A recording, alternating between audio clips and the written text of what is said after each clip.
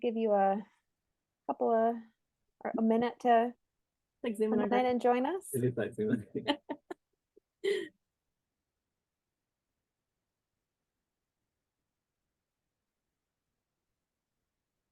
All right.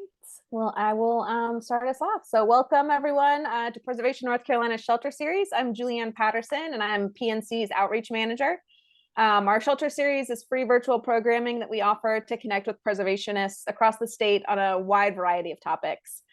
This is a webinar, which means we can't see or hear you, but the benefit of being live is that we get to engage with you to answer questions at the end. So please ask questions at any time using the Q&A box at the bottom of your Zoom screen, and I'll moderate questions at the end of the presentation. And if you're having technical issues at any time, please let me know in the chat box and I'll do my best to help you. A huge note of gratitude to those who added a donation to your registration today. Your support either through a registration donation or through annual membership with Preservation North Carolina helps us accomplish all of the educational programs that we do and the preservation work that we do around the state, and helps keep presentations like this free. Today's presentation is all about dendrochronology, and I was telling our presenters a moment ago, I tried to add a cool tree ring background to double down on the fact that I could use wood puns in the session description.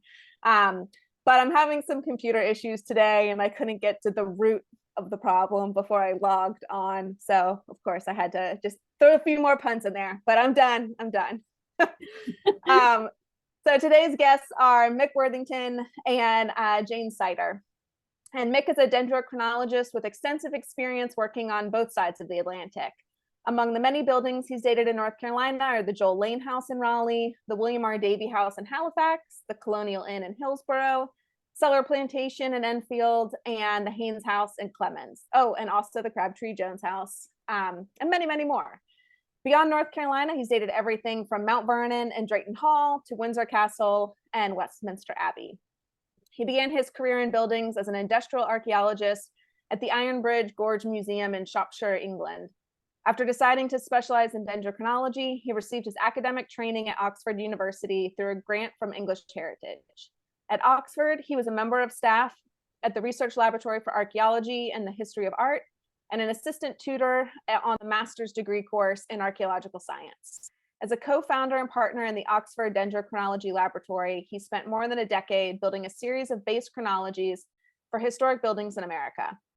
Upon moving full-time to the United States in 2010, Michael opened the Oxford Tree Ring Laboratory, and he currently resides in Baltimore, Maryland.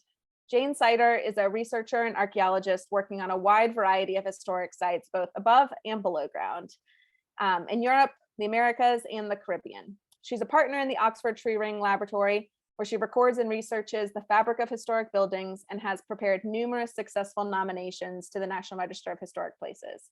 She has more than 12 years of excavation experience on sites ranging from monasteries and Roman villas to colonial plantations and industrial complexes, and has extensive experience in standing building recording, surveying, map regression, archival research, and the preparation of archaeological site reports, as well as desktop surveys and dendrochronological reports. Jane received a BA in American Studies from Yale University with magna cum laude honors and an MA in landscape archaeology from the University of Bristol. In July 2011, she completed her PhD at the University of Bristol with a dissertation analyzing material changes to the landscapes and settlements of the Caribbean during the 17th and 18th centuries. Before training as an archeologist, she worked at I'm keeping this in there because I think it's interesting.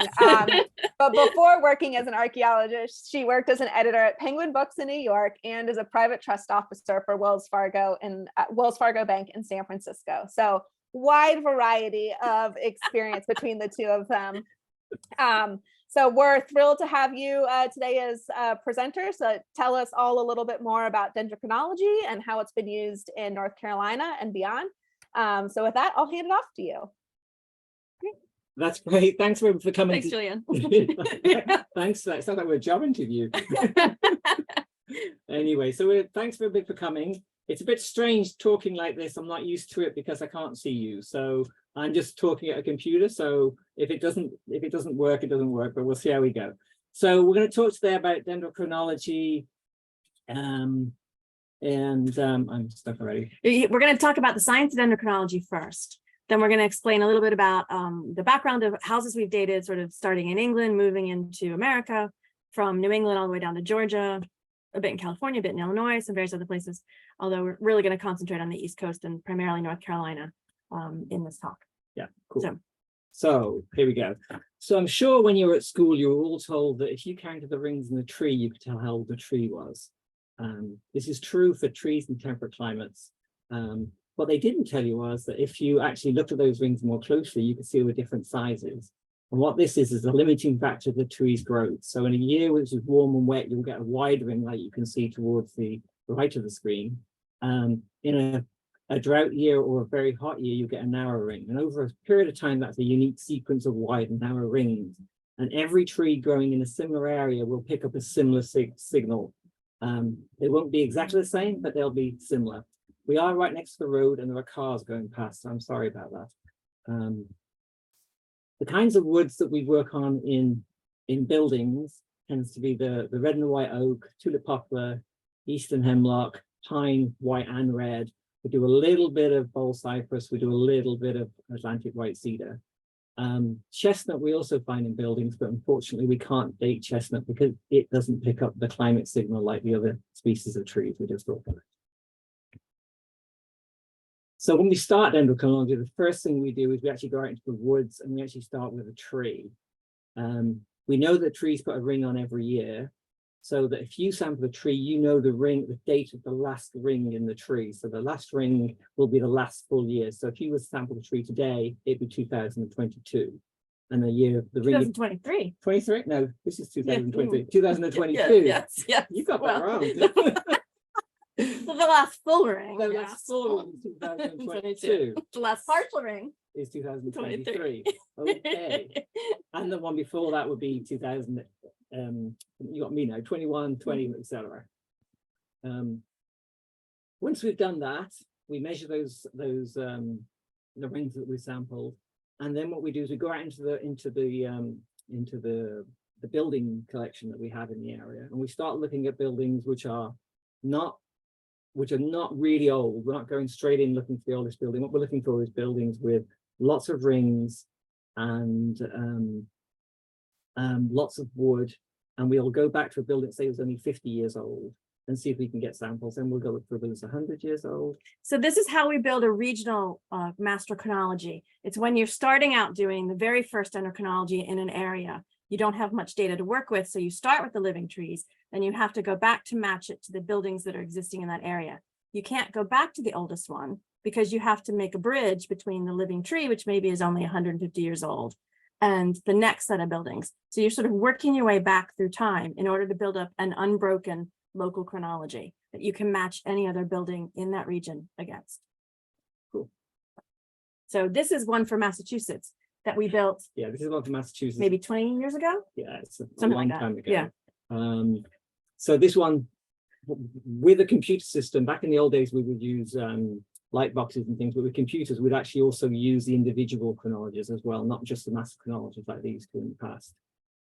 So you can see we started with a living tree chronology, actually in 1997. You can see when it was. That's what it was. Excellent, how handy. And then we moved it back to a church that was sort of, we knew was built in the 1760s, 1770s. And then we moved it back to the Fairbanks house in Dedham, which you'll see more about later in this talk. And then we moved it all the way back to some archaeology to make this long unbroken, what is it, 400, however many years that is, nearly 500 some years, Yeah, 550 years. Wow, that's a good chronology, yeah. Technology in the original. Yeah. So this is basically just a very simple explanation of what we're doing. So the blue line is the tree we just sampled, and the red line is from some building in the area. And you can see basically that the two graphs, when we run them across each other, match each other, but they're not like exactly the same. So you can see bits where the blue and the red aren't actually the same, but they're all sort of going up at the same point and all going down at the same point. They're picking up the local regional climate signal. They're showing years that are drought years, they're showing years that are wet years, they're showing years that are hot, years that are cold. They both have that same variation over the same period of years. Yeah. So as we know the date of the blue tree, because we just sampled it, we can assign dates to all the rings going back.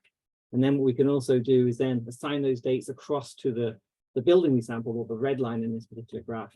So we can do that. And now we've actually got something that was undated, dated. And basically that's dendrochronology, very simply. Obviously, we nowadays do it with computers and it's a lot faster.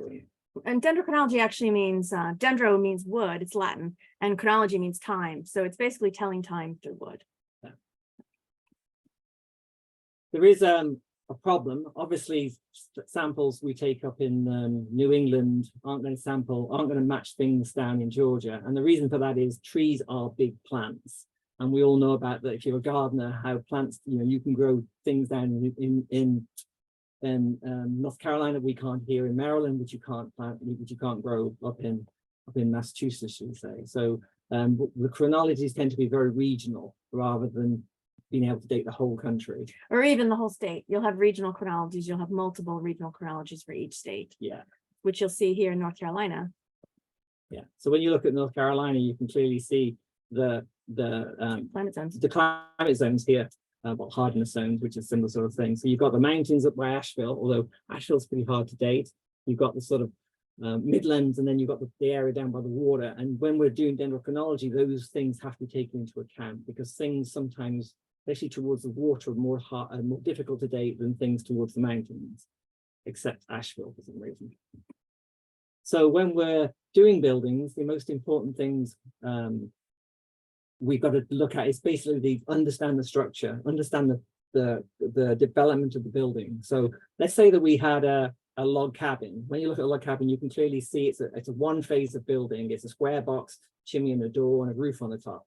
And that would be one phase of building. And in that one phase of building, we'll be looking for 6 to 10 samples, more than 50 annual rings, not reuse, not repair. And then say on the back of that log cabin, there's an extension, and someone's got a kitchen on the back. Well, that would be a second phase of construction. And we would have to do the same thing for that. So we need to take 6 to 10 samples out of that. We'd also have to make sure they were more than 50 annual rings. And the reason we want to do 50 annual rings is you need to have a long enough ring sequence that you make sure it's unique. It's not going to be it's only going to match at one time in history.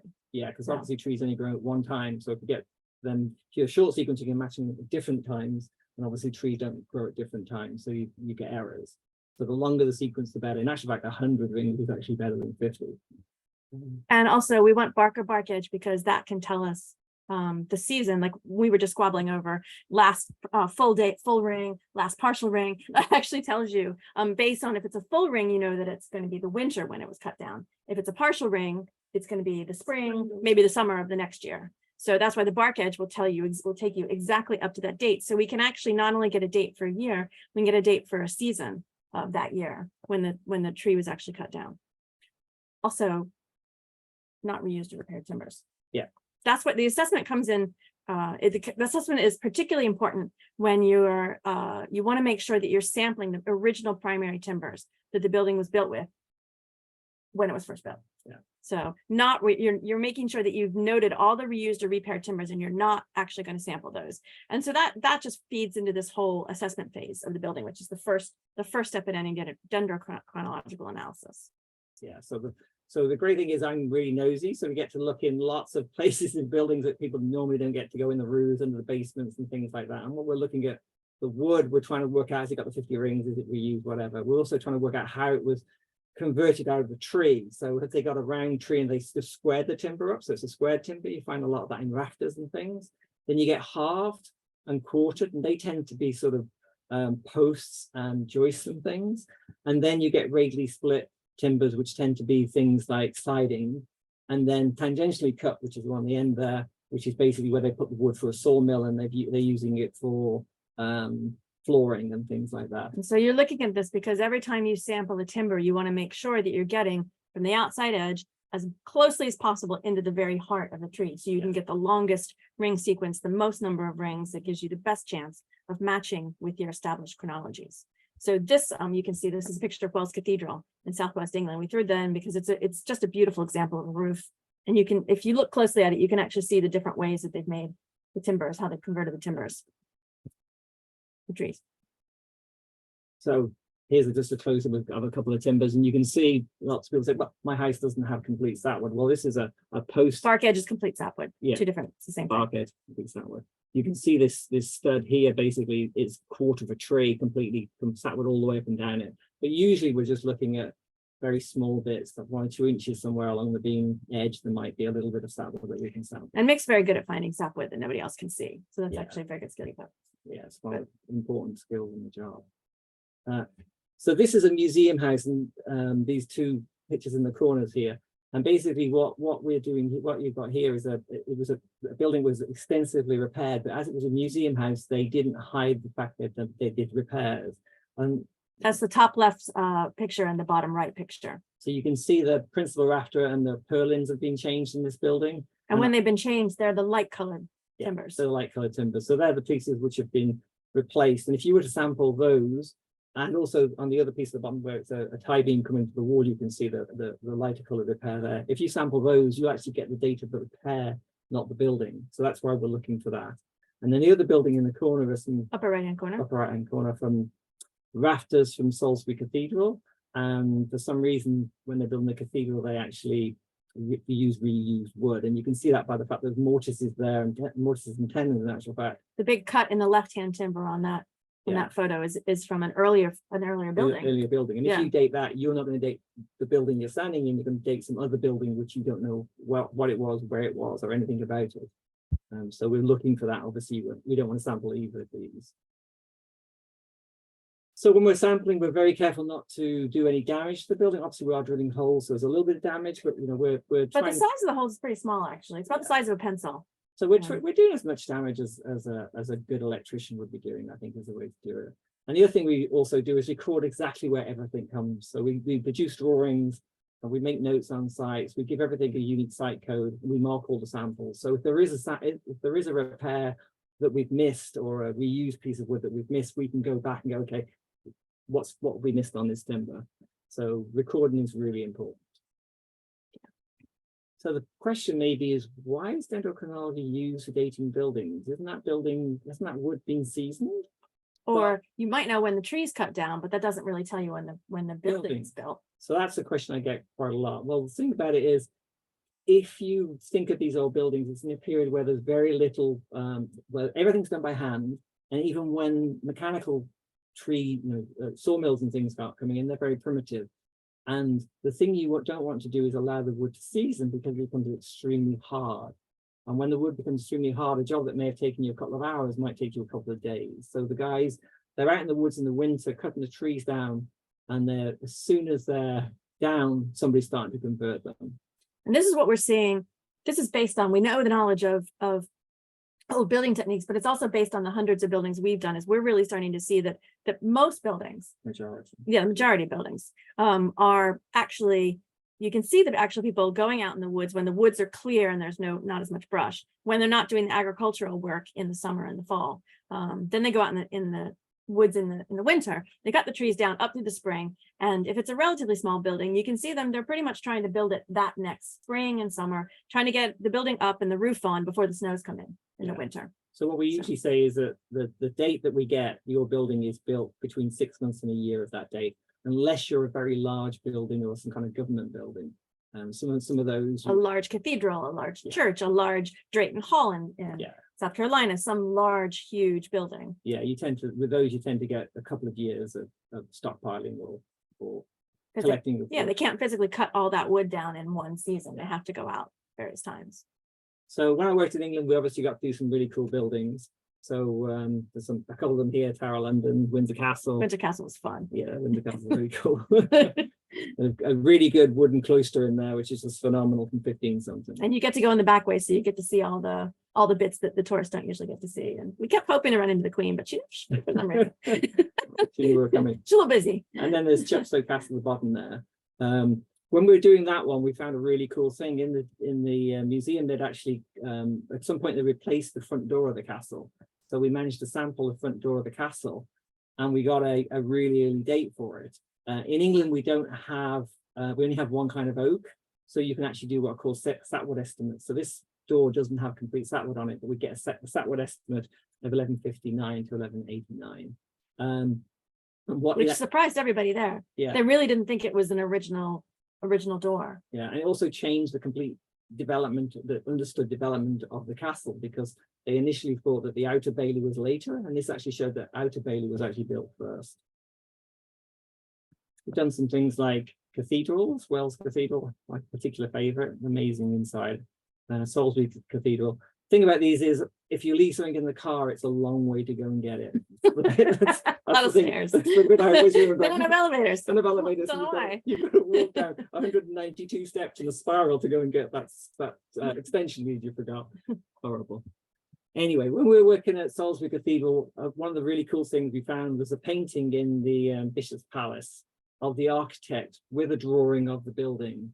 And when you look at the drawing of the building close up, you can actually see it's a bit vague, it's not very clear on there, but you can see it's the same date as the that we found the building, which is, So the architect's holding a drawing where it says 1736 on it, which they hadn't really noticed. They hadn't until we actually came up with the dendro date. And then they started to go back to their records and realized, oh my gosh, how do we overlook this? yeah, So it's cool. yeah.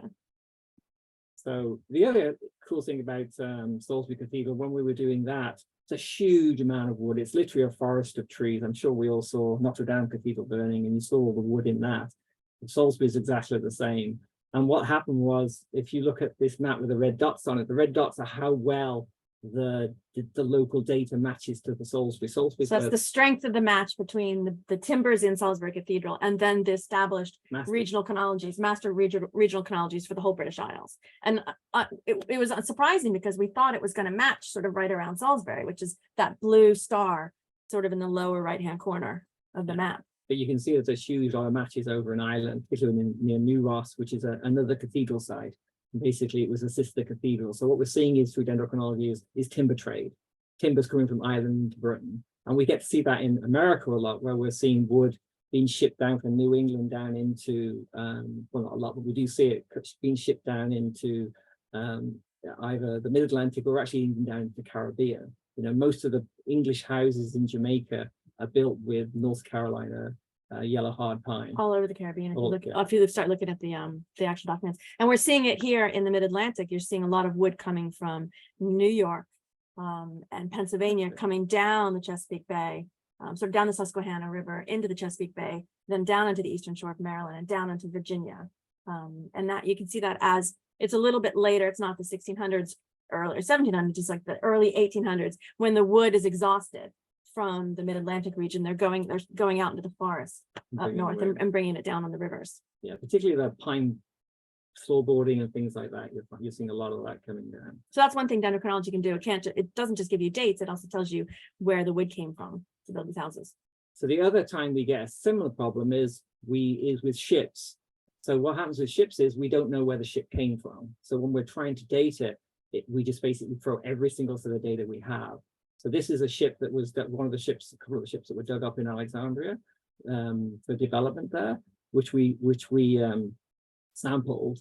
And one of the ships, if you look at the dating of it, the critical thing about this is the fact that you can see there's a big list of, on the left-hand side of the table. You can see that basically that ship timbers under the Indigo Hotel basically matches with Massachusetts. So basically this is called dendroprovincing. And what we're doing is we're saying, okay, this thing which is found here comes from somewhere else. So dendro is really useful for that. It also makes it difficult because sometimes with ships particularly, you just don't know where they could have come from. And if you don't have the master chronologists for it, you can't date them. So that's one of the important things, is trying to build as many regional master chronologies from all across really the world. The world, yeah. The world sometimes, if you're talking about shipwrecks. Yeah. So but even for, you know, a sort of small house out in the middle of the woods somewhere, sometimes you can see that they're not coming from that state. The wood's coming from somewhere else. Bacon's capsule has in Virginia. In Virginia has a slave building that comes from made of white pine that comes out of Massachusetts as well. Yeah. So strange things happen. So one of the biggest questions I get is, what's the oldest building you've worked on? So this was actually when I was trained to be a dendrochronologist. This was actually my training project.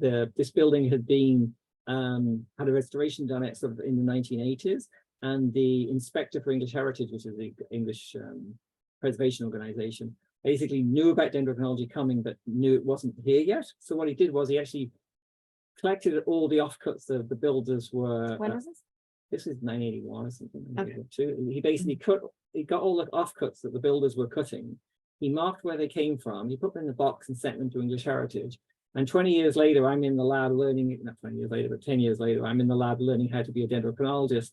And they're saying to me, I know what we're going to do with the intern. Just give him that box of wood in the corner. You can't mess that up. Can't mess that up.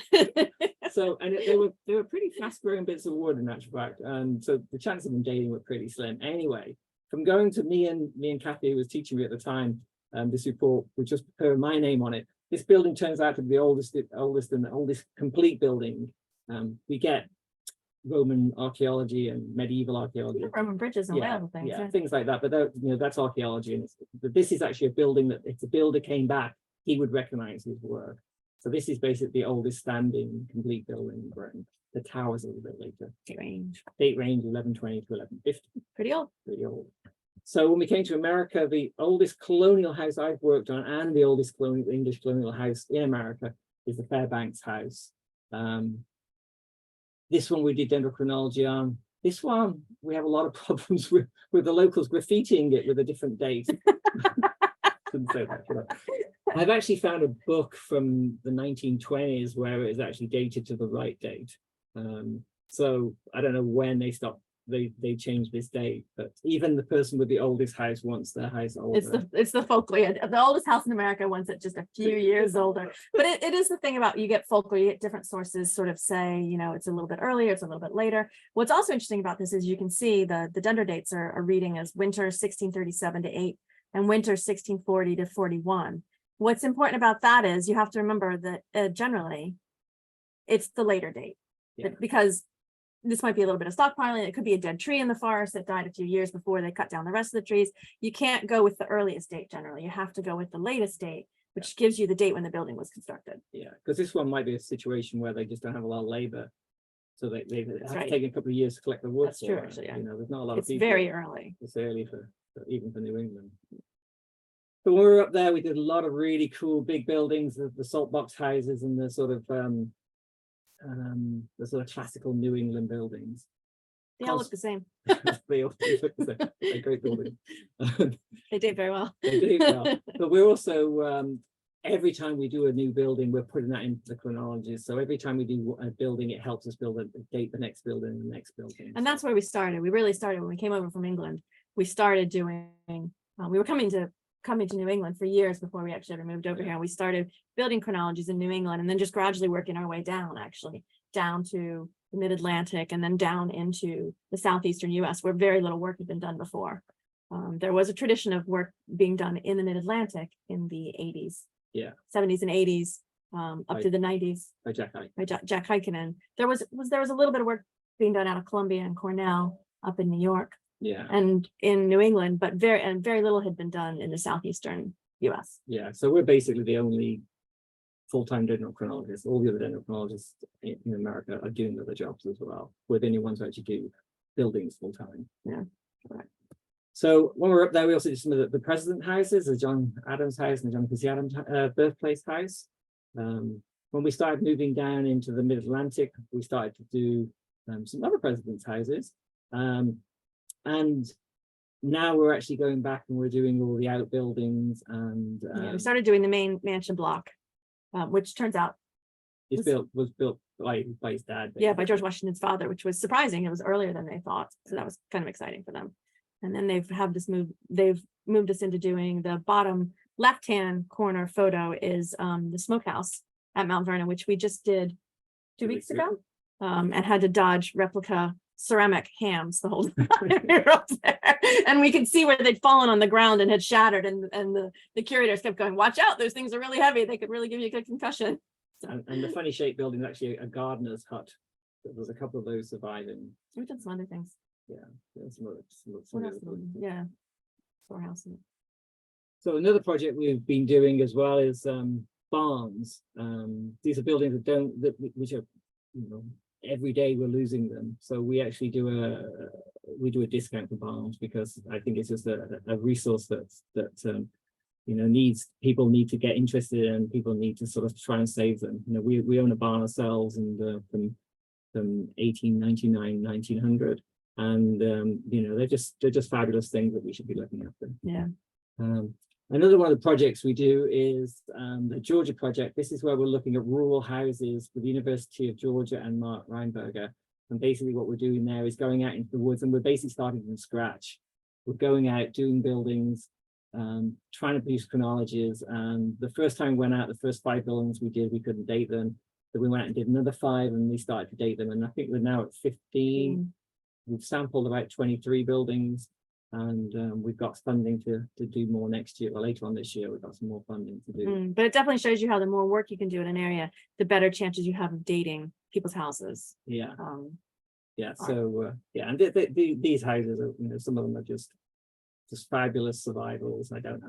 I guess some are just hanging on, like the one in the lower left-hand corner. That's true. That was the dangerous one. God bless them, they're trying to keep it up. But you know, the important thing about, you know, this is sort of really important research. So we're learning a lot every time we date something. We're learning something new, which is great. And we do work a lot with some universities. We work with a lot of local historical societies. We're very interested in helping people get grants to get their buildings done, because a lot of times if they can hang a date on a building, that looks good to funding bodies. Yeah. If they can hang an early date on a building. And it gives you something to actually try and save buildings. Yeah, and it's good for local publicity, and we talk to a lot of reporters when we come in and do these kinds of projects. So we're always looking for more projects like this. We also do huge buildings. This is DeRegan Manor in Maryland. It's the home of one of the Carols of Carrollton. Charles Carroll, the signer of the Declaration of Independence. He's a very famous guy in Maryland history. This is why it's on here, because my wife's from Maryland. I was so happy to get into it. I can't tell you. It's really hard to get in. Like, very few people have actually seen it. It's almost like this mythic place that when you tell people you did it, they're like, oh, ooh. But what's interesting about this one? It's still in private hands, still in the Carroll family. Yeah, so that's the interesting about this one. It's similar to Mount Vernon. The central part of the house is actually the oldest part. And when we 1739. And it turned out 1739, basically, that actually wasn't built by Charles Carroll. That was built by his father as well. And then when Charles Carroll came in, he extended it and made it bigger, just like Mount Vernon. So a lot of times the folk history says, oh, whoever famous person X must have built this whole entire building that was related to him, or that's associated with him. When actually you start looking at it, it's really a family enterprise. You get generations of people. Somebody's building the first bit, then somebody else comes along. Maybe the son comes along and builds these 2 other, you know, wings, and then maybe the grandson comes along and builds these hyphens, which you can see in this case. So you have, you know, the center block, which is built by Charles Carroll, Carrollton's father. Then he builds some of the buildings around the phase 2 and phase 3 and phase 4, and then his grandson comes in and sort of connects them all with these hyphens, which are the E and the F. So and that's the house that we see today. Now, go about this one as well. We not only were we doing the main house, we're actually out doing all the outbuildings, and same thing there. You know, you can see which member of the family's doing what when. So that was cool to do that. And we have a really nice spread of different kinds of outbuildings, which we always like to do. The archaeologist in me always gets excited about a good smokehouse or like a nice house. The smallest building ever dated, the ash house, which is really cool, in the top left-hand corner. The other thing about this side is the wood. Because this guy was rich, he could buy, these guys were rich, they were buying really good wood that makes really, really good chronologies. So whenever we date something in Maryland, 9 times out of 10, something from DeRegan will be dating it, will be used to dating it. We also, or in Pennsylvania, or in Virginia, or in it's a good strong chronology. It's good. I went the wrong way. The other place we worked at is in Williamsburg. We go there regularly and do buildings for them. They basically do a system where they will be studying one building, then when they finish that one, they'll move on to the next one, and we sort of follow on along with them, dating buildings as they go along. So we've done more than these for colonial history. These are just a few of the big ones that you might have seen if you've been there. So let's get to North Carolina. So this is the start at the top or the bottom, or the oldest. So this is the Lane House, as we now call it, in Edenton. This was an interesting project. Basically, the owner, Steve Lane, was he buys houses, restores them, and rents them out. And this was just a normal job for him. It's a small house in one of the back streets that he was going to buy. A couple of weeks later, he was going to finish restoring it, and it would be rented out relatively quickly. But of course, when he starts, this is Steve here in the green and blue stripes, and then two of his crew there, Tom and Don, master carpenters. Basically, as they start looking in the building, they start finding all kinds of crazy stuff. You'd expect a building of the, I don't know, the early 1920s is what it looks like on the outside, would be all made of 2x4s and, you know, sort of very simple wood. But when you start looking inside this one, you get some really strange timbers, big braces, heavy timber framing, moldings and chamfers on the joists. Upper right hand side photo, you can see the chamfers, which are the flattened corners, yeah, and fancy stops and things. And it's much more, I don't know, higher status than a 1920s small house. better quality. Better quality. Yeah. So basically, they brought everybody in, the local preservation people from the state. They brought in the architectural historians from Colonial Williamsburg, Willie Graham, Carl Lansby, and Jeff Clee to have a look at it. And then they also brought me into the dendrochronology. So when we were doing it, the architectural historians were thinking, I think it was about 1740, I think is the date they were sort of thinking it was. But when we did the dendrochronology, we got a date of winter 17, 18, 19 for it. And basically makes it the oldest dated house in North Carolina, which is really cool. And getting this date for this building now, the building's not going to be rented. It's basically now a study house. I think it's been given to one of the preservation societies locally, and this building will be saved, which is great. And that date really helped it. This is basically my normal job, our normal job, isn't it? It's just like, this is a house that was a family house that the family's brought back. They've restored it, and they've had people look at it, and architectural historians come out, look at builders, look at it, and they've heard about dendrochronology, and they brought us into, you know, how old is my house? This building's actually in two phases, so there's an actual joint in the middle of it that you can't see under that tie-back and that nice new shingle roof. So it's actually built in two parts, two phases. When we did this, we couldn't date the oldest part, unfortunately. which part? I can't remember. I can't remember anymore. One of those halves. One of those halves. And the other half we could date, and that was really good. But when I was, this was about 10 years ago, maybe a little longer than that, I did this house. But when I was getting ready for this talk, I actually thought, oh, I should run that data again. I started rerunning the data for it just to see, because obviously since I did this building, I got more data. And it looks like possibly the primary phase of this house is starting to date. So, you know, when this paper's over, this talk's over, I'm actually going to get back on first thing tomorrow. Yeah, first thing tomorrow, have a look at that and see what I can tease out of it. But it is one thing, we always keep all data on file, and we periodically rerun it against any new data that we get. So we do have buildings popping up that we weren't able to date either the full building or part of the building when we first sampled them. They date in later years, and then we always let the owners know, and we sometimes write an amended report if they're interested in that, or we just send them an email giving them the data and telling them what the new data is. So we're always looking for, we always want to make sure that we can date as many buildings as possible. Yeah. So this is a building a lot of you, I'm sure, know. It's one of the finest moments of preservation in North Carolina. I don't know how they managed to get this one to work. There's a building that's under threat. A new developer moves in. They persuade the developer to let them move the building. He actually helps them fund it. They managed to persuade a person next door to sell them a piece of land to put it on. And then they found a perfect family who already restored a house with them to come in and restore it. So it's just this chain of events, which is pretty phenomenal. And this building at this point in my photograph looks a bit forlorn, but now is a wonderful family home. But there's an interesting sort of backstory to this house. When we dated it, it's got a great date of 1808-9 winter. So it's built, you know, just after that. But when this building has a date already assigned to it, and this is something I find a lot. We find a lot when we're doing dendrochronology, that there's a date being given, and we come along and we change that date. And a lot of people, know, some people can get upset about it, and I just want to sort of talk about that. So this house here, we took a lot of samples out of all the different construction phases of it. You see, it's a pretty complicated building for being not a huge building. Yeah, it's sort of, so you've got the two pieces. This is the first floor in the attic. So you've got the the piece you can see from the photograph at the top. The north of the site. Yeah, then you've got the staircase in the middle, and then you've got this sort of addition, and then there's a sort of modern bit that joins it all together. And we have a prescribed date for this building of 1795, but obviously we didn't get that date for the building. And you feel good about those dates? Yeah, the dates are great. We sampled a lot. They're strong matches there. That's a good date for that part, that front of the building. Got a lot of them to date, a lot So of timbers to date.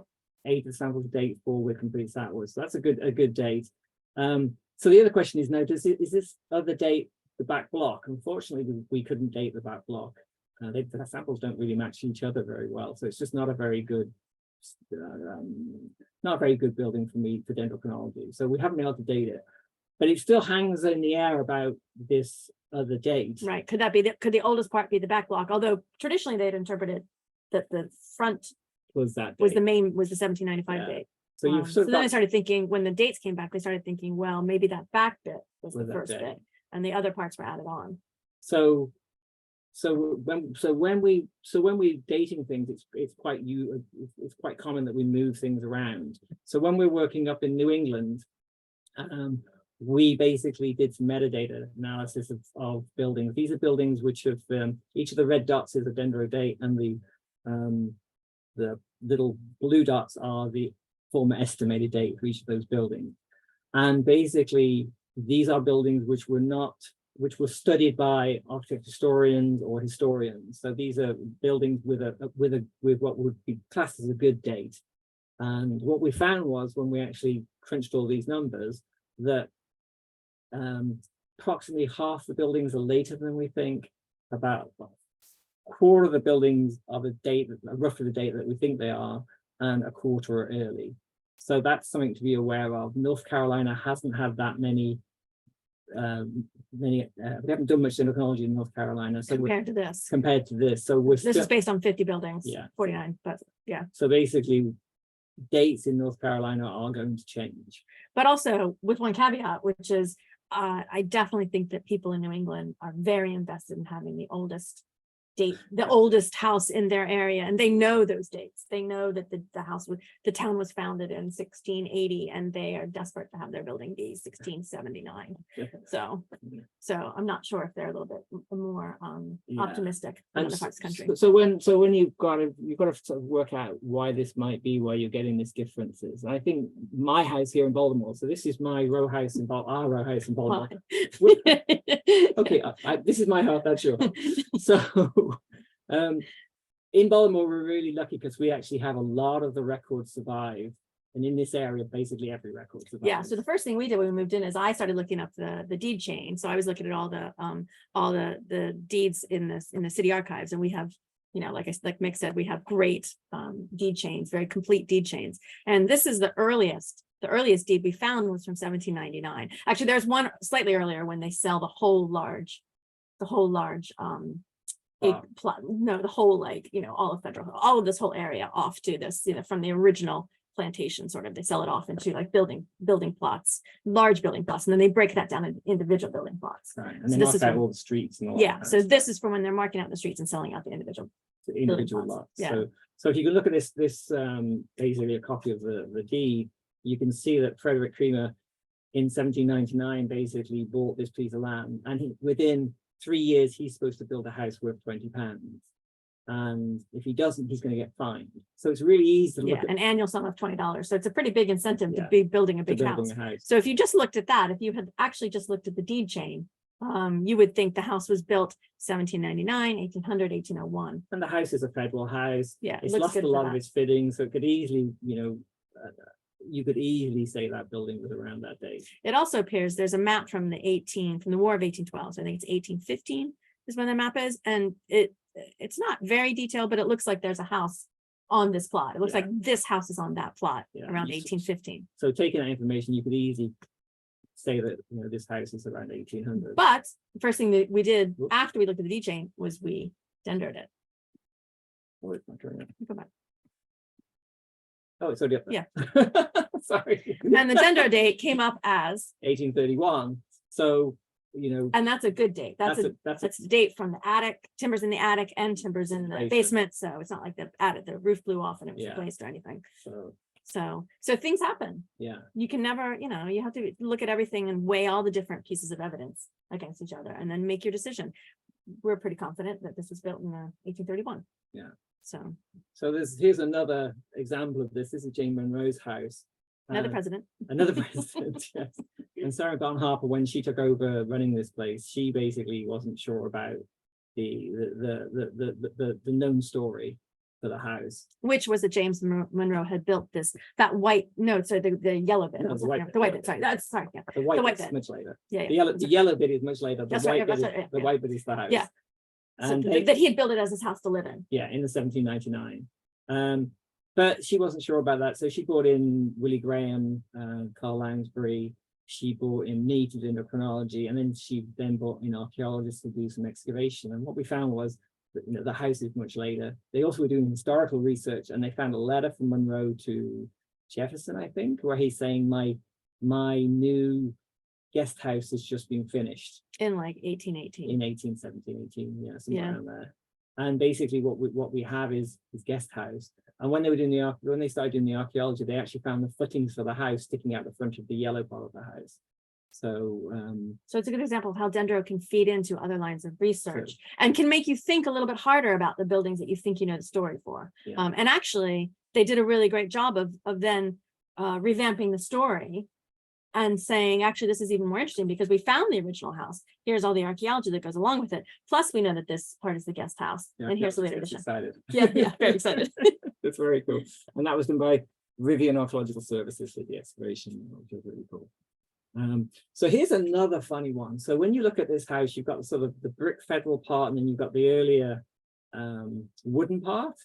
And this is a funny one. So when we went to start doing this one, the owner thinks it's two phases. It is two phases looking at it. We dated both, we sampled both thinking it was two phases. But when we actually got the data back, they're basically the same date. And what we think happened was, and it's actually 1836, 1837. what we think actually happened was the house burnt down and the owner wanted to replace it with the same building. And Which has actually happened in my own family twice. My father's house is burnt down and he's replaced it exactly the same. so People get attached to their buildings. They get Yeah. attached to the, houses used to burn down a lot. So Yeah. it's something to be aware of. Yeah. So here's a house I'm sure all of you know, which now is in a very strange red color. I think I like the yellow myself. But anyway, so this one, when we actually dated it, 1769, somewhere off. Basically, this is slap bang in the range they were thinking the building was. So 1760 through to 1777 is their window that they've always put on this building. So the Dendro just basically confirms it, and it means that basically they can, when they're doing their guidebooks and things, and the story they're telling the public in this case, is correct. So that's a really cool. and it's an important building for North Carolina history because, as you all know, I'm sure, it was where that larger plantation land was ceded from that plantation to form the state capital in 1792. So it's a place that's sort of near and dear to the hearts of many. And it's been moved good once. Yeah. So that's a cool building. Yeah. Here's another North Carolina building. So this one's an interesting one. So basically, the property was bought on a marriage, and the couple moved onto the property, but they didn't move into this house. They actually moved into a hickory pole hut, and then they actually lived in a log house.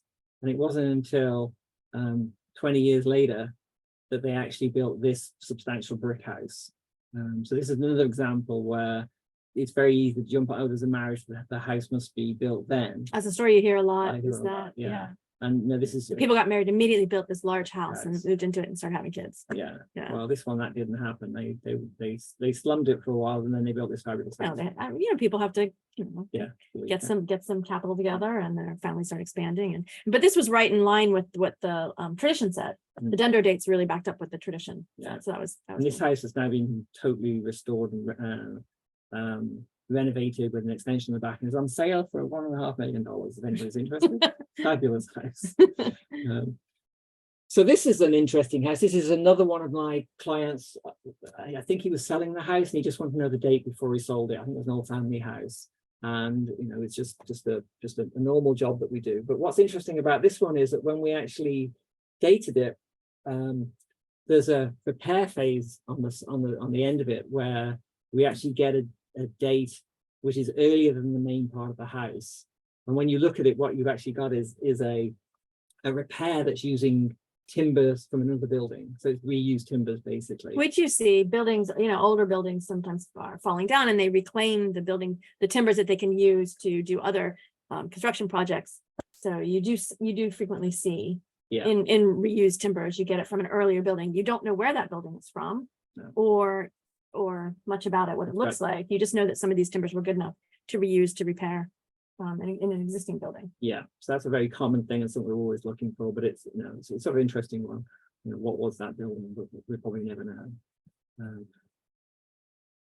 This one is another building that we've done, and this one's originally had a date assigned to 1816. The Dendro came in, got a date 1833. But the great thing about this one is just getting that guidebook sorted out. It's just a cool building that has been looked after and been studied. And we came in as part of Old Salem. They brought us in to do dates and buildings in Old Salem, and then they also wanted to look at the wider Moravian settlement, sort of slightly outside of the city. So these guys paid for it. I know, but we came in through Winston-Salem, through Old Salem. So that was cool. Yeah. So this one's a funny one. Earlier on we saw the Barker Farm, and basically this is owned by one of the cousins of the family of that house. And when they got their house dated, they said, we want our house dated too. So we said we can do that. We can do that. And they called us in and we dated. It's not a very good picture. There's a huge tree in the front of the house, so you can't actually see the front of the house. I think the tree may have gone now, but I was there when they were doing the restoration on it, and this is the best picture I can get of it.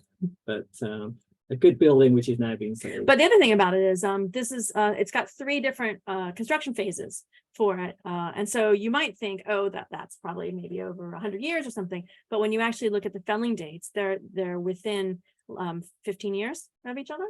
So it's very quick development, bang bang bang. Yeah, they build the primary phase in probably sometime 1840s sometime, and then the next phase comes in 1852, roughly 1853, and then you've got 1860 for the final thing, and then you've got the final shape of the house is there. So interesting thing. Every house is different. Right? Yeah, so it's just stories. It's good.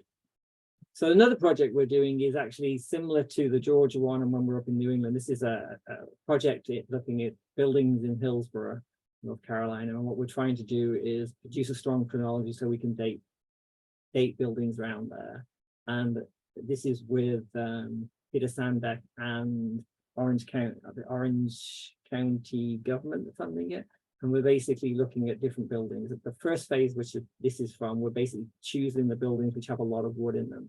So the courthouse obviously has a lot of wood in. We do know the date of it, but it means that we can get a big chunk of data which will help us date other buildings in locally to this building. We've done a similar project in Beaufort, South Carolina, which we are still sort of.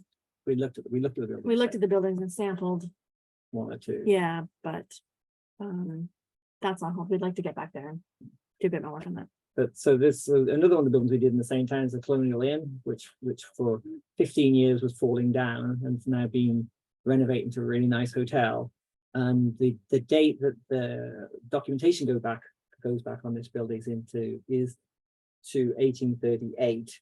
With the dendrochronology of the second phase, we get a date of 1817, so we push the date back of that. But obviously that earlier phase, that primary phase, is actually older than this.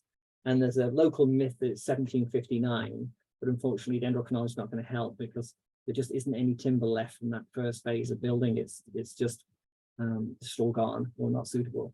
So we've managed to push it back a bit, but not all the way, which is cool. And another building we did on this project is this one, Airmount.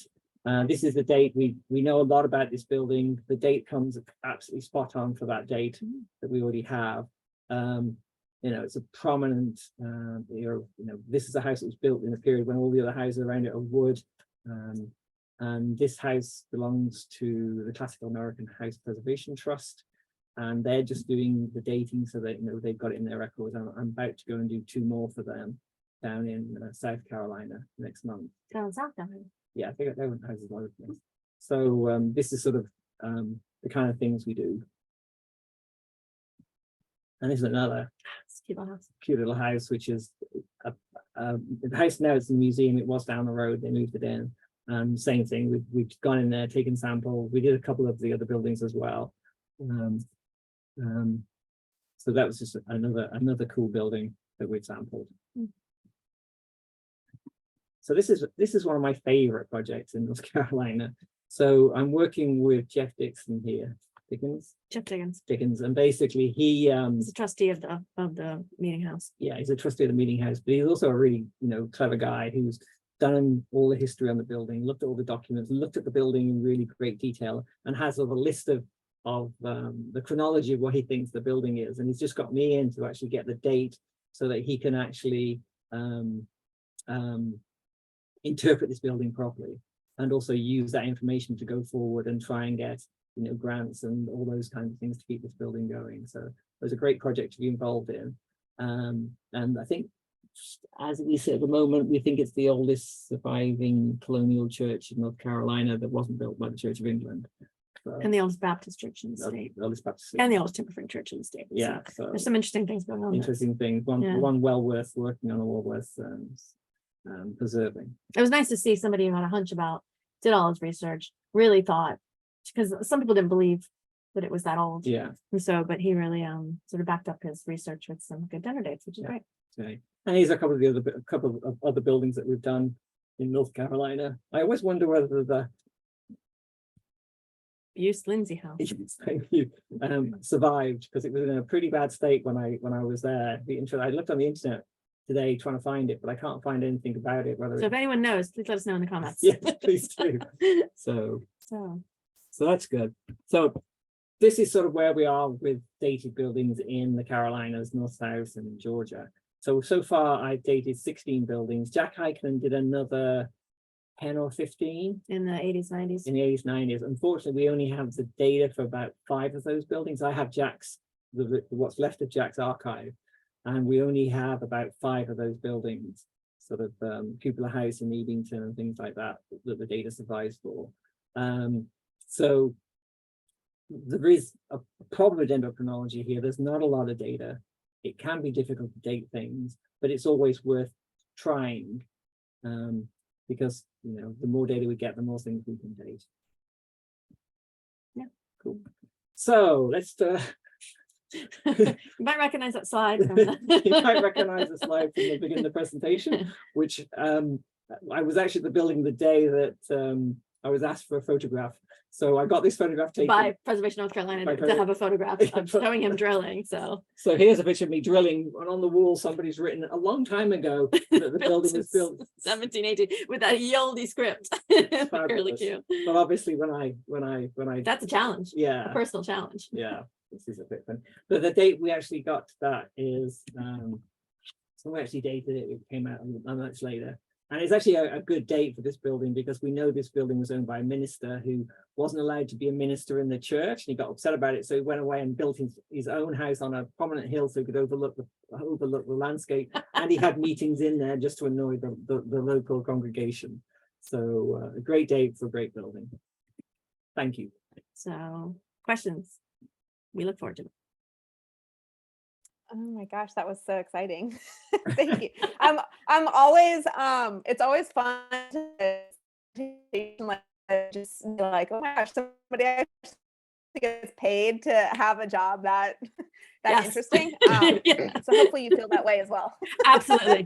Yes, we feel very lucky. Good. If you're nosy, if you're a nosy person who likes buildings, it's the perfect job. Which I am. So we got a couple of questions come through, and one of the first ones, there was a question about what does T-value mean when you put up the chart that showed the different timbers from the ship found in Alexandria. And I'm going to expand on that and just ask, what does it mean, like when you say rerunning the data, and like basically like where do these master chronologies live, and how do you do this analysis? It looks like it's some sort of statistical analysis. So what does rerunning the data mean? Yeah, so back in the old days, we literally used to use sheets of graph paper, and we would draw the graphs onto sheets of, well, yeah, you used to draw them on sheets of graph paper, and you had these long light tables, and you would walk down with your chronology from the building you're working on, and you would physically put Physically- and sort of shuffle the little chronology. Oh, it looks, nope, not that one. Well, Nope, not that one. Oh, they yeah. realized quite quickly that was a bit inefficient. So they basically just got some mathematicians together and basically worked out very simple coefficients of how well two things match. And basically a student's t-value is a standard statistical match of how well two things match together. And you can use it for hundreds of different things. We just use it for dendrochronology, and the basic run-of-the-mill, anything that has a t-value of 3.5 is significant. Sort of anything in the 5 and 6s is the same area. 7s and 8s is the same woodland, and anything above 10 is from the same tree. So, Which we see a lot actually in buildings. So when you come in and you see like rafters sometimes, yeah, something- sort of the thinner, if you see sort of thinner timbers in a building, you'll think they're all made from different trees, but sometimes they'll just split them in 2 or split them in 4, like that. The slide that we showed of how they convert trees into timber. So sometimes the dendro will tell you that that's all coming from the same tree. So if it's above 10 roughly. yeah, so 10. So I mean, the highest we've seen is, what's the height? 20 maybe? we've That's ever really- seen? I know, but I'm just saying the Yeah, highest. yeah. Like that's So, about the highest we've ever seen. Yeah, It's like you're a normally 20. getting 6 to 8 for buildings. That's what we're looking Yeah, for. if we get a 9, it's very, wow, look at that. Yeah. That's very, So that's yeah. the chronology. So basically the chronology from the building, once we've got all the samples, we've made our chronology, we then compare that with our master chronologist, which is source building, and we also match it with all the individual buildings. And with the computers, we basically can, at this point, rather than just putting the bit for the local area, I actually put the data in for every single set of data I have for the US. So the machine can just do it in literally seconds. and we're always looking for data. We have relationships with other labs and we trade data between them, and sometimes we'll throw samples at them if we can. If it's in an area that we don't have a lot of chronologies, we'll say, hey, can you up in New England, or can you somewhere else date this in Illinois or California? And ditto, other labs will send them to us and we'll date things for other people. So, but it's really about having enough chronologies. One thing that we see is some people set up as dendrochronologists, but they don't have enough chronologies to date anything. And that's really sad, because they go in, they pull the building apart, they sample it, they take chunks out of it, and then the homeowner doesn't get a date. And we get the data, it's wrong. Yeah. So I've seen that on a number of occasions. yeah, because people aren't being rigorous enough with their t-values, or they're not being rigorous enough with the The analysis. data, yeah. Yeah. So data is really important for us. Yeah. So that's why we're sort of stressing. I know it seemed like it was very long, but we're stressing how we build chronologies and how long it's taken us to build chronologies. It's taken you 20 years to build some of these chronologies. So Wow. So another really good question is, so when taking samples from a ship, so something that's like clearly been submerged underwater or even underground for a long period of time, how do you determine where to take your samples and distinguish between the different bits of wood? Exactly the same as we're doing on a house. So the first thing you do is you look at every single piece of wood in the that's survived. We're looking for repairs, because ships are obviously constantly being repaired. So we're looking for repairs. We're looking for reused pieces, because sometimes you'll find a ship's being repaired with a reused piece. So it's exactly the same as we're looking for a house. And then when we come to sample it, if it's dry, if the wood's been out of the water for a long time and dried out, we can use the same coring bits that we use on houses. But quite often we have to use what are called increment corers, which are the coring bits we use for trees, which is designed for wet wood. And because this wood is wet, we can sample with those. And the worst comes to the worst, we get the chainsaw out and cut slices. yeah, particularly for archaeology, that's Yeah. like in a sort of not the world's best preserved situation. Yeah. We're doing a huge project right now up in the original Philadelphia shipyards, where we've had 600 wood samples that we have in our lab in our basement. And we've dated 130 of them right now. And it's terrible. It's just really tough to date it. The wood is, because some of it's crumbling. It's very dark. It goes very black. Wood underwater turns very dark, so you lose a lot of the ring definition and things. So it's a challenge, but when it works, it can work really well, Yeah, like the indigo. Yeah. But in Alexandria, we did 4 ships in total, and only 5. Okay, we did 5. 5 ships in Alexandria, and only 1 so far is actually dated. So Yeah. ships are a whole. Ships and archaeology are a lot harder. Yeah. Docks and wharves. We've done some other projects on docks and wharves in the Chesapeake Bay, and that can be tricky. Can be tricky, yeah. But we've also done some interesting. We've done some mill buildings in the middle, like where the mill buildings have sort of collapsed and the mill structures collapsed into streams. We've done some down in North Carolina. We've done some in Maryland. We've done some in Virginia, Pennsylvania. Yeah, so we've done some of those too. So, and it's always harder because if you've got a nice upstanding building, it's usually easier. You sort of go, that's the oldest bit, that's the newest bit, go. And we had a request asking if you could repeat what you said about dating a building later than the felling date. How much later do you generally date buildings, like building versus felling? I want to say, I recall you said something about 6 months later. Yeah, 6 months to a year. So what, 6 to 12 months. 6 to 12 months. Yeah. So what we've done is there's a couple of, in England, we did a project with Winchester Cathedral. Winchester Cathedral has all its documents surviving, even down to the point of when guys went out into the woods to cut wood, how much they paid them, when the carpenters when the sawyers cut the wood up, when the masons came on site, and when the first rent is paid on that house. And you can see from those buildings, which are small vernacular buildings like we've got here, that's 6 months to a year. And we've done similar things over here. We looked at some of the stuff from where's that place in North Carolina? Old Salem. We looked at some of the stuff at Old Salem as well. Because they have really good They records. have similar It's stuff. probably the best records we've seen in America. Yeah. There's a couple places we're looking to get into. There's some timber merchants that we've heard have good existing records that we'd like to do some work on down south, but down in Mississippi. But but it's a lot of background research to be doing. But yeah, generally 6 to 12 months is what we're finding. We're gonna write an article one of these days because I think that's something people should know about, and it's not commonly known. It's just we're seeing it. So, Well, kind of following up on that, Myra Coward, the Preservation North Carolina president, said that Jack H did 20 plus buildings in North Carolina in the 1990s, assuming dated them, which was funded by Weyerhaeuser. Do you have any idea where the rest of his records are? Yeah, so I've got what's left of his archive. When he died, his house was basically cleared by people who didn't know what they were doing. So we lost all his samples. Don't know where they went. No one knows, just disappeared. All we've got is basically 3 or 4 filing cabinets worth of material and some computer disks that were in a lockup after the family found after he died. And they rang me up and said, do you want this stuff?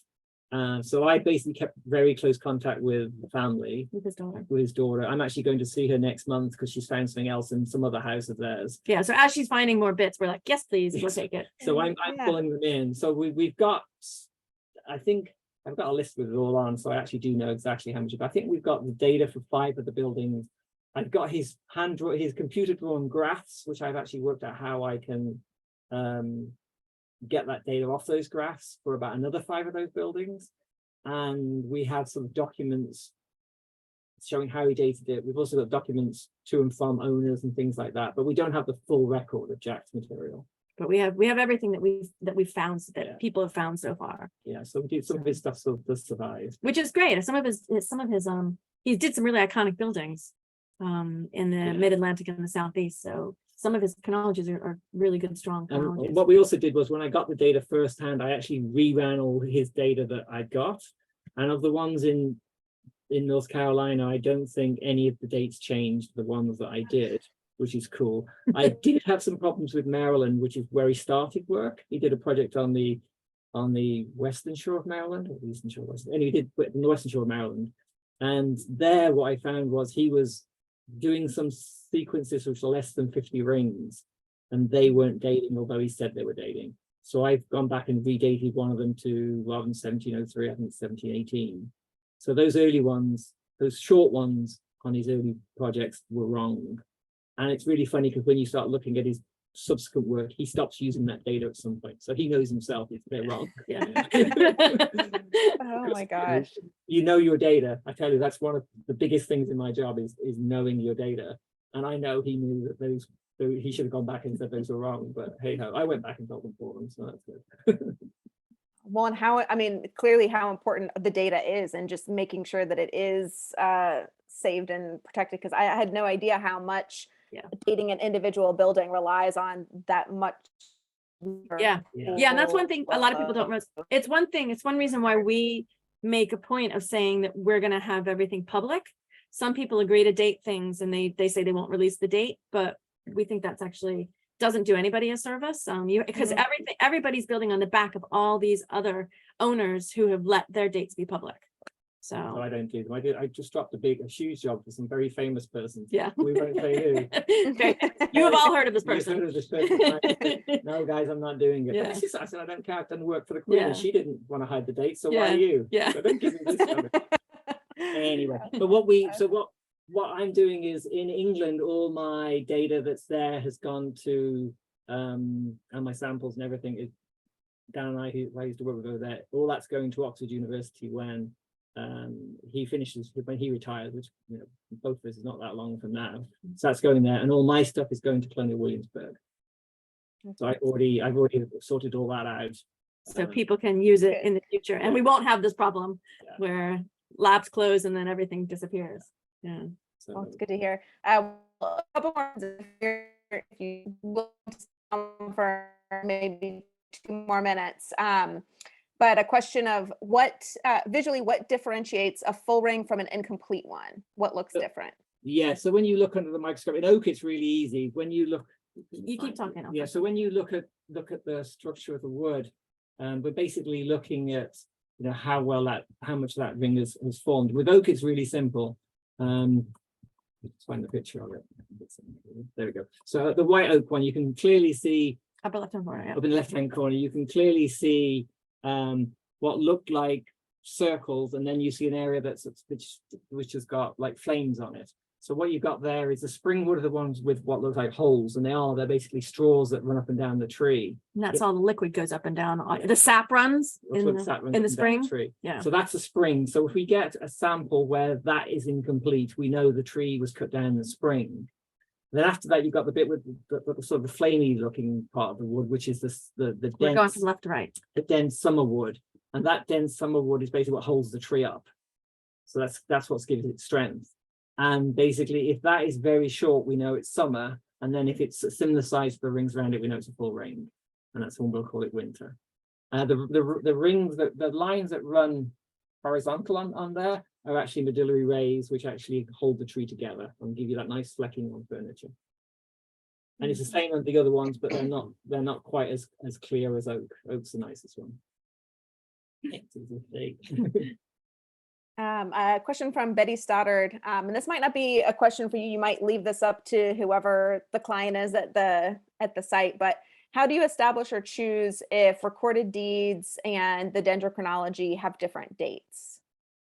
Yeah, it's interesting. Very interesting, isn't it? How do you do that? I would be, if you've got a problem, if you've got a dendro date and you have a deed and you have a problem, I would get an architectural historian who's good in your local area to come in and look at the wood and see whether he thinks where the dendrochronology sampled is original to the original phase of the building. Yeah. And if he comes in and says, no, I think it isn't because of something, there's reused or repaired, sampled the wrong thing, or this isn't the oldest part of the house, and actually the oldest part of the house is the back of the house, then you can go by the deed. But if you can't, if that guy comes in and says, no, it all looks good to me, dendro date's the date, the deed's the deed. They obviously lived in a hickory pole barn and a log cabin before they actually built the house. But we do sometimes when we have this, we frequently do work with architectural historians, so that sort of issue gets resolved. But if we're doing, say, a private house and there's no architectural historian involved, and the person still wants to take it further, we always give a reference to somebody that we know who could come in, who's not affiliated with us, but we work with all the architectural historians. So yeah, I had one a couple of years ago where 2 daughters wanted it dating, the mother didn't. It dated because it dated differently to what the mother thought it was, and then she was very upset. So we basically got the local county art historians to go in and talk to them, explain to them why the dendro was a better date for their house on the form and function of the house, sort of thing. So the architecture of the house pointed to a later date rather than the folk story that she had picked up from her grandmother or something. we were just last week, we were down in Savannah, in Georgia, and we did the assessment of the building, and we said to them, we don't think we can add any value. We really don't think, and that's something that happens every now and again, that if we go in and we think we can't actually get you a date, it's probably not going to date. There's not enough surviving wood. It doesn't have any bark edge. It's not going to answer the questions you have. Don't hire us because it doesn't make sense. Take that money and put it towards an architectural historian. So we gave her 3 different people that she could talk in, so that she could come and have come down and do the building, because yeah, it's no sense in doing, there's no sense in just taking people's money to give a date that is something that doesn't help them, or no date. So help. For our closing question, I'm going to ask if you can put your final slide up so people see all your contact information, because I have a feeling you might be getting some calls from people. That would be after great. This. We'd love that. But Mary Beth Carpenter Thank you. asks, how much does a dendrochronology study of an average house usually cost? Yeah, so I charge $3,000 Between 3 and 4, between 3 and 4, depending on how difficult it is, plus accommodation and travel. if we need it. Yeah. So, and that would just be a night at a hotel, or frequently in somebody's house if they have How do you get spare rooms. Yeah, we stay at a lot of cool houses. Very cool. And then just mileage from Baltimore. Yeah. And if you go out, so that's 3,000 to 4,000 based on per phase. If somebody has more buildings, if they get other homeowners in the area to do it, we usually give them a group discount. And also we try to do, rather than just do one building, we'll try and do 2 or 3 at the same time, which cuts travel costs down, which splits travel and accommodation and across everything. Yeah. everybody rather than just one person hitting it. And if we get there and we Get there and it's not suitable, we just charge a call out fee of $500, which covers all the hotels and cars and all that kind of travel and that kind of stuff. yeah, so Cool. So I'll tell everybody, talk to your neighbors. If you Yeah. live in a historic district, yeah, you'd wow. be surprised. We do that a lot, actually. It's kind of surprising how many people know somebody who has a building that that they might want to get dated too.